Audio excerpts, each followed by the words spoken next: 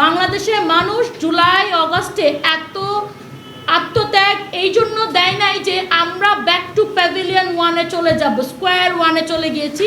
আমাদের আগের যে স্ট্যাটিস্টিক্স ছিল দিনে 6-এর বেশি, এখনও সেই স্ট্যাটিস্টিক্সটা আমরা খুবই অহংকারের সাথে মেনটেন করছি। এটা হতে দেওয়া যাবে না। জুলাইয়ের একটা স্পিরিটও যদি আমাদেরকে ধরে রাখতে হয়, সেই স্পিরিটটা হবে নাগরিকদের নিরাপত্তা প্রদান করা। তাই আমি আবারও বলছি যে আমাদের স্বরাষ্ট্র মন্ত্রণালয় এবং ল অ্যান্ড এনফোর্সমেন্ট এজেন্সিগুলোকে ঠিক মতো কাজ করতে হবে, নাগরিকদের নিরাপত্তা দিতে হবে। তা না হলে আপনি নারী বলেন আর সংস্কার বলেন, বিচার বলেন আর নির্বাচন বলেন, কোনোটাই কোনো দিকে আগাবে না। তাই এই বিচারহীনতা সংস্কৃতি থেকে বের হয়ে আসতে হবে। বাংলাদেশে গত 5 বছরে 12,000 নারী এবং মেয়ে শিশু ধর্ষণ এবং সেক্সুয়াল হ্যারাসমেন্টের শিকার হয়েছে। তার মানে প্রতি মাসে 200 জন এবং প্রতিদিন 6 জনের বেশি। সুতরাং এইটা নতুন কোনো রিয়েলিটি না মেয়েদের জন্য, অথবা আজকে হঠাৎ করে মেয়েরা রেপড হচ্ছে তা না। মেয়েরা বাংলাদেশে, এটা বাংলাদেশের রিয়েলিটি এবং সাউথ এশিয়ান রিজনের রিয়েলিটি যে মেয়েরা সেফ না। যে নারী দিবস আসে এবং প্রত্যেকটা মিডিয়া অথবা পত্রিকা অথবা সুশীল সিভিল সোসাইটি বলেন, সুশীল সমাজ বলেন, অনেকগুলো বৈঠক, সেমিনার, সিম্পোজিয়ামের মধ্যে এটাকে পালন করেন। তারপরে নারী দিবস চলে গেলে আমাদের যে ইস্যুগুলো সেগুলো আবার ধামাচাপা পড়ে যায়।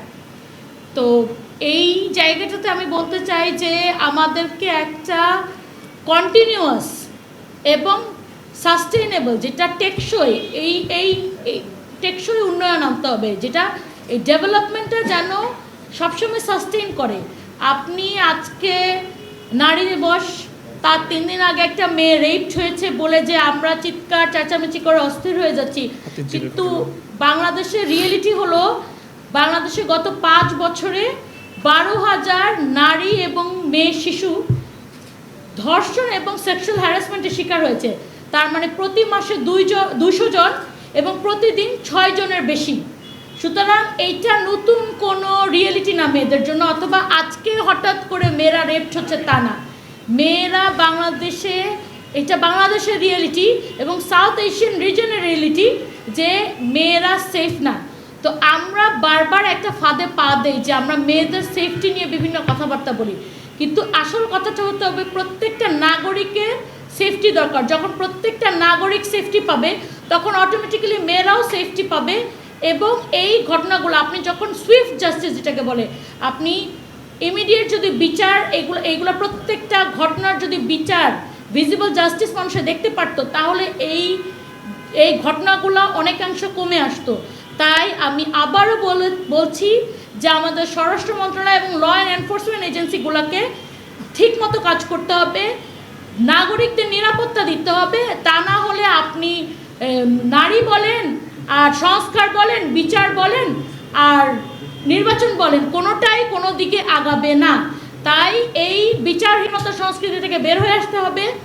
বাংলাদেশের মানুষ জুলাই অগাস্টে এত আত্মত্যাগ এই জন্য দেয় নাই যে আমরা ব্যাক টু প্যাভিলিয়ন ওয়ানে চলে যাব, স্কোয়ার ওয়ানে চলে গিয়েছি। আমাদের আগের যে স্ট্যাটিস্টিক্স ছিল দিনে 6-এর বেশি, এখনও সেই স্ট্যাটিস্টিক্সটা আমরা খুবই অহংকারের সাথে মেনটেন করছি। এটা হতে দেওয়া যাবে না।